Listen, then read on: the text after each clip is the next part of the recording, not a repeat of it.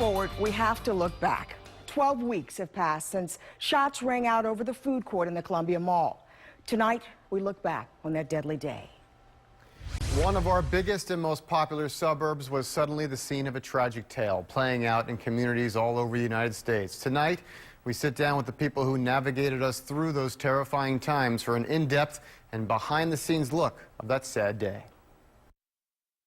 We have an active shooter at the Columbia Mall. It was almost 3 months ago. We have 3 victims possibly at this time. 3 months since Breonna Benlolo and Tyler Johnson were shot and killed. I started hearing all this banging coming from the food court. 3 months since Darian Aguilar chose shotgun shells to do the screaming for him. Boom, boom, boom.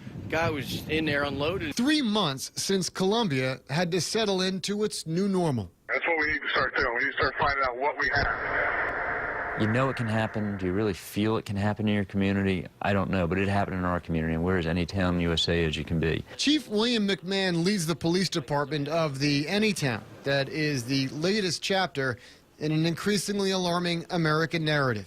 The shooting at the mall at Columbia shattered the "it can never happen here" defense of yet another suburb, but that was never a viable defense for McMahon's department. We pulled a playbook off the shelf on January 25th at 11:15 that we had been building for many, many years. McMahon's department was ready because others warned they should be. The active shooter scenario is now a thing, a threat police prepare for by learning from the tragedies before them, from the people that experienced them. The chief from Aurora, Colorado, who dealt with the mall shooting, folks that dealt with the Sandy Hook shooting, and a couple others. So there were things that they talked about that they learned during their incidents that as I was riding to the scene that day, were certainly going through my mind going, okay, we got to make sure we do this. We got to make sure we take care of that. But what the police department knew was exactly how to secure the mall. Police and mall officials had had a relationship going back 7 years where SWAT teams practiced active shooter scenarios, specifically in that food court. But the real thing, advancing slowly with guns drawn through tables of half-eaten lunches and empty chairs, the real thing was an altogether different and eerie scenario. It very much was like training. The only thing they noticed is that it was very, very quiet. And some of the training exercises, they'd simulated noise and things like that. And they said it was eerily quiet except for the music that was playing in the background. The story would get even more eerie once it started to unravel. It would be determined the shooter, Darian Aguilar, had no particular reason to do what he did, where he did it, or who he did it to. The randomness of it almost as disturbing as the rhyme and reason investigators did find. Aguilar was fascinated by Columbine and carried out his shooting down to the exact minute with the same kind of weapon, even posting a selfie online dressed seemingly as Eric Harris. The picture, which police refused to release, shows Aguilar wearing a bandolier of ammo, T-shirt, and cargo pants bloused out of his boots. We took that picture in a mirror, dressing room mirror, of himself, and he posted the verbiage that he did at 11:14, and then he stepped out and shot Breonna and Tyler. The mere copycat nature of what was once an unheard-of crime is worth study in and of itself, and Chief McMahon has now become the most recent teacher. He has been asked by the Department of Homeland Security and other law enforcement entities to lecture on the shooting at the mall at Columbia.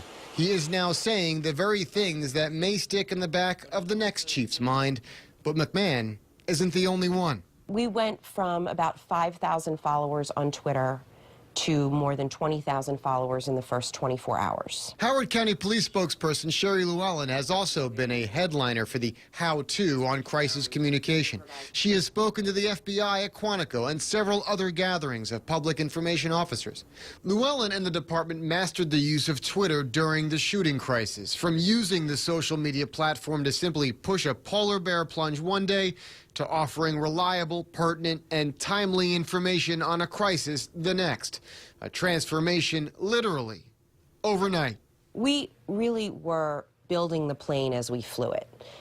We had worked in social media, we'd used social media, but we'd not developed a specific strategy or plan. There was no manual to open to say, in an active shooter situation, how will we best communicate? But Llewellyn says she and the department quickly realized that Twitter didn't just help disseminate information quickly along with other media. She could actually speak with people still sheltering in place at the mall. While people were sheltered in place, huddled in the dark in locked storerooms and bathrooms and back rooms with their children, and all they really knew was that shots had been fired inside the mall and they ran and sheltered. We were able to talk to them through Twitter, and our message to them was, stay where you are, the danger has passed, but wait for our officers to come take you out safely. And that really reassured people in a time that was really otherwise very frightening for them. While at the same time changing the way people receive information during such a high-profile crisis. A noticeable shift. Llewellyn is now busy teaching other groups. My caller is hearing active shots. Helping to navigate a new reality that, for an increasing amount of communities, has become all too normal.